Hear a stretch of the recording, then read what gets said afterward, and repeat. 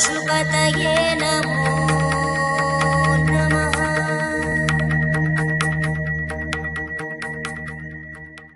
महाराष्ट्र के नासिक जिले में स्थित है भारत के 12 ज्योतिर्लिंगों में से एक त्र्यंबकेश्वर। नमः शिवाय च, नमः शिवाय च, नमः शिवाय च, नमः शिवाय च,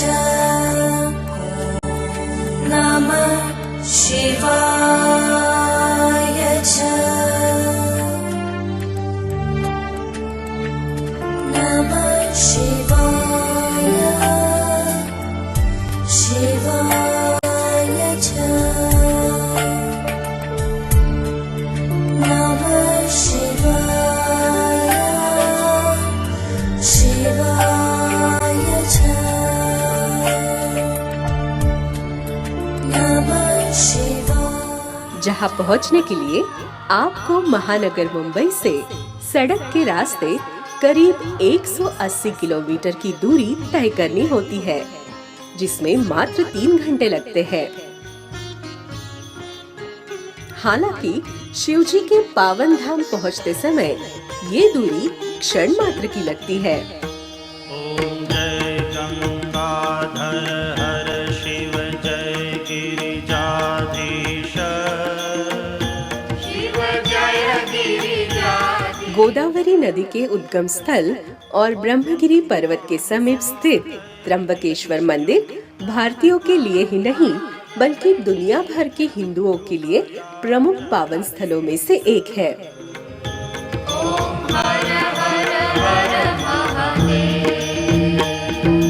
कैलासे गिरिशिखरे कल्पद्रुम विपिने। इस मंदिर की मुख्य बात यह है कि सदियों पहले भगवान शिव जी जिस स्वरूप में यहाँ मौजूद थे, वर्तमान में भी उसी स्वरूप में विराजते हैं। मंदिर के मुख्य द्वार से प्रवेश करते ही सबसे पहले आपको शिव जी के प्रिय नंदी जी के दर्शन होते हैं। इसके बाद जैसे जैसे आप ज्योतिर्लिंग के दर्शन की तरफ रुख करते हैं, आपको अभूतपूर्व दिव्यता का एहसास होता है। मंदिर के गर्भगृह में विराजमान शिवलिंग की सबसे बड़ी खासियत यह है कि ये त्र्यंबक है, यानी 3 अम्बक। इसका अर्थ ये है कि शिवलिंग में 3 चेहरे अंकित है, ब्रह्मा, विष्णु और महेश। इसी आधार पर इस मंदिर का नाम त्र्यंबकेश्वर रखा गया है। ओम नमो हिरण्यवाहवे हिरण्यवर्णाय हिरण्यरूपाय हिरण्यपतये अम्बिकापतये उमापतये पशुपतये नमो नमः।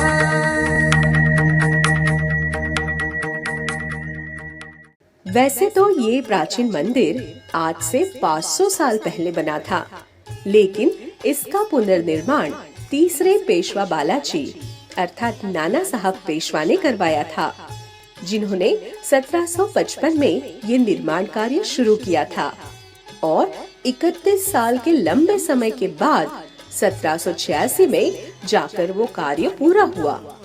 साथ ही कहा जाता है कि इस भव्य मंदिर के निर्माण में करीब 16 लाख रुपए खर्च किए गए थे, जो उस समय काफी बड़ी रकम मानी जाती थी।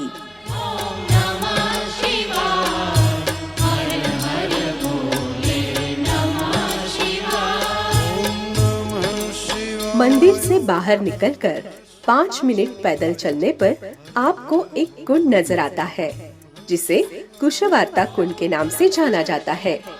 यह वही कुंड है जिसे गौतम ऋषि ने बनाया था। उनके तप से प्रसन्न होकर वरुण देवता ने स्वयं इसमें जल भरा था और सदा भरे रहने का आशीर्वाद भी दिया था। इसी कारण इसमें जल की आपूर्ति हमेशा रहती है। तीर्थराज कुशावर्त जहाँ पर हम खड़े हैं, इस तीर्थ का नाम कुशावर्त है। कुश से आवर्त किया हुआ पवित्र जल तीर्थ यानी पवित्र जल, जहाँ पर भगवान नहाते हैं तो भगवान का स्पर्श हो जाता है तो जल पवित्र बन जाता है। भगवान यहाँ पर विराजमान रहते हैं। जब गंगा जी गोदावरी माता इस भूमि पर अवतीर्ण हुई तो वो जटा से आने को तैयार नहीं थी। भगवान के मस्तक का आधार छोड़ के भूमि पर आना कौन चाहेगा। तो भगवान ने उनको वचन दिया कि गौतम ऋषि जिन्होंने तपस्या करके जटा की गंगा की मांग की थी आशुतोष भगवान से, और उन्होंने उनको वर दे के गंगा उनके हवाले कर दी, तो गंगा भूमि पर आना नहीं चाहती थी।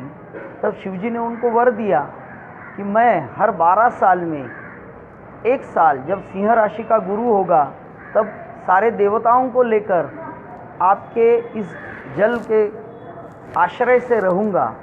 इसलिए वो 12 वार्षिक ऐसा एक जन्मदिन, ऐसा उत्सव मनाया जाता है माता गोदावरी का। माता गोदावरी लोक माता है और गोदावरी माता का ये पहला तीर्थ माना गया है कुशावर्त, जहाँ पर कुश से आवर्त किया गंगा जी के जल को, तीर्थ को, और जहाँ पर स्नान करके गौतम ऋषि उनको जो गौहत्या का पाप लगा था उसका दहन हो गया। इसके लिए गोदावारी ऐसा बोलते हैं। तो गौहत्या का पाप दहन करने वाला जल जहाँ से आवर्त किया और जहाँ पर स्नान करके वो पापनाश हो गया, ऐसा काया वाचा और मन से पाप को मिटाने वाला और पवित्र करने वाला जो जल है, ये जल कुशावर्त तीर्थ माना गया है। कुशावर्त इस शब्द की एक व्युत्पत्ति ऐसे भी दी जाती है कि मानव की सारी उसकी जो कुविचार है, कुवृत्ति है, उसका शमन करने वाला जल जहाँ पर संचय करके रखा है, आवर्त करके रखा है, ऐसी ज्ञान की वापी, वापी यानी कुंड, तीर्थ। तो ये तीर्थ जहाँ पर स्नान करने से मानव के सारे कुवृत्तियों का शमन हो जाता है, ऐसे भी कुशावर्त इस शब्द का महत्व है। तो ये कुशावर्त तीर्थ जो है वो होळकर नाम के जो सरदार थे, वो होळकर नाम के सरदार जी के जो हिसाब किताब लिखने वाले थे पारनेरकर जी, उन्होंने इसके लिए खर्चा किया है। जब पेशवा जी ने मंदिर का निर्माण किया, पुनर्निर्माण किया, जीर्णोद्धार किया, तब ये कुशावर्त तीर्थ का जीर्णोद्धार पारनेरकर जी ने किया। काले पाषाण से बनाया गया ये सुंदर शिल्प है जो नागर पद्धति से बनाया गया है। इसके सारे स्तंभ भी काले पत्थर से बनाए गए हैं। यहाँ पर अष्टभैरवों की मूर्ति है, विष्णु जी के 10 अवतार मूर्तियाँ हैं। यहाँ पर तथागत बुद्ध भी विष्णु जी के अवतार में यहाँ पर विराजमान है। मत्स्य अवतार है, कुर्म अवतार है, रामकृष्ण तथा आने वाला अवतार जो कल्कि है उसकी भी प्रतिमा शिल्पियों ने अंकित की हुई पत्थर के ऊपर। लक्ष्मी नरसिंह है और शिवजी के स्थान है, अष्टभैरवों की मूर्ति है, गोदावरी माता की बहुत सुंदर मूर्ति है, शेषशाही भगवान की मूर्ति है। और इन मूर्तियों से बहुत ही अच्छे तरीके से शिल्प का एक उत्तम उदाहरण माना जाता है। हिंदुस्तान में बहुत सारे शिल्प है जो हिंदुस्तानी शिल्पियों ने बनाए हैं, तो इसका एक उत्तम उदाहरण ये वापी माना गया है। ये नागर पद्धति का शिल्प है। और कुशावर्त तीर्थ की महिमा तो पुराणों में है, वेदों में है, उसी प्रकार से संतों ने भी उसकी बड़े ही वर्णन किया है। संत नामदेव इसके बारे में कहते हैं, वाचे म्हणता गंगा गंगा, सकल दोष जाती भंगा, दृष्टी पडता ब्रह्मगिरी, त्यासी कैसी यमपुरी, ज्याचे कुशावर्ती स्नान त्याचे कैलासी राहणं, नामा म्हणे प्रदक्षिणा त्याच्या पुण्या नाही गणना। धार्मिक ग्रंथों के अनुसार अपने उद्गम स्थल से चलकर गोदावरी नदी सीधे इस कुंड में आती है।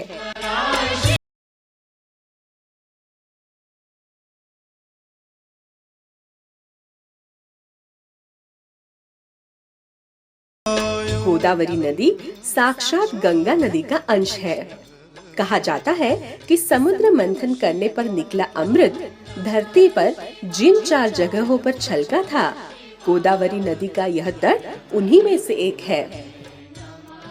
हर 12 वर्षों पर जब सिंह राशि में कुंभ और सूर्य का आगमन होता है, यहाँ कुंभ मेला लगता है।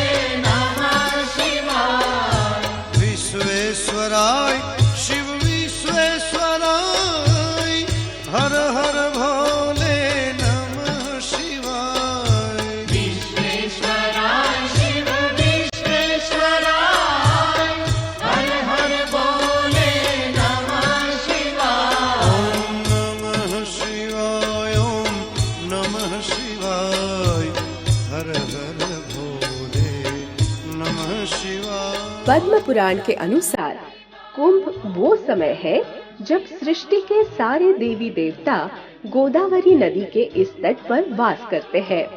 तभी तो यहाँ मात्र एक पावन डुबकी लगाने से मानो मनुष्य के सारे दोष और पाप दूर हो जाते हैं।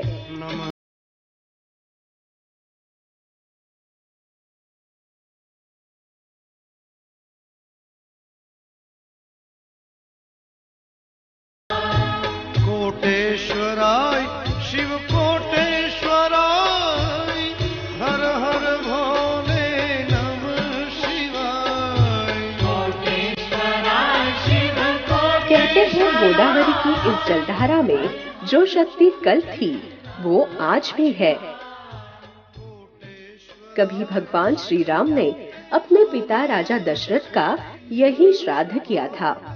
आज भी गोदावरी की धार उस मुक्ति धाम की तरह है जहाँ पितरों का श्राद्ध करके विश्वास हो जाता है कि हमें जन्म देने वाले पूर्वजों को माँ गोदावरी के आशीर्वाद से स्वर्ग में स्थान अवश्य मिलेगा।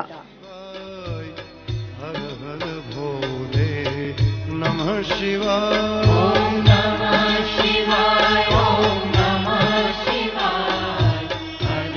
कार्यक्रम के अगले भाग में आपको बताएंगे भगवान त्र्यंबकेश्वर के मंदिर से सटे ब्रह्मगिरी पर्वत और ऋषि गौतम से जुड़ी कथाओं के बारे में।